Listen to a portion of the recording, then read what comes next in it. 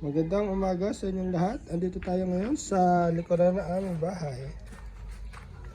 Kung saan nandito yung aking munting pinagkakaabalahan, ang aking mga rabbit. Yan. May 19 days old kids po yan. Pure Cali. Yan po. Hindi pa po sila kumakain kaya, pero yung magulang niya yung kumakain. Yan. Dami yung pinakain ko sa kanya kasi nagpapadede siya. Ito rin yung tubig niya. Yan. Ito naman yung ito babae.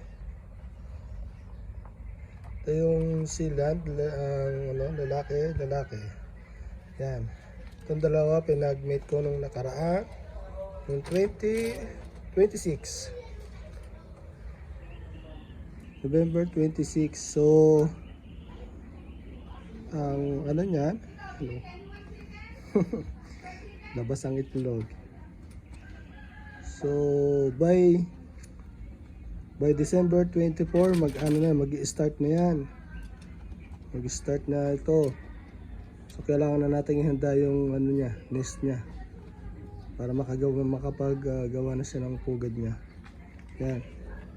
Yung lalaki. Kali din siya. Simple lang. Dapat matyaga lang.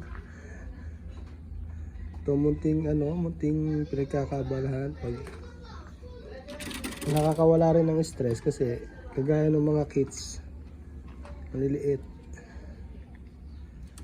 Yan. 2 pairs pa lang yun sa ngayon, mga karabit.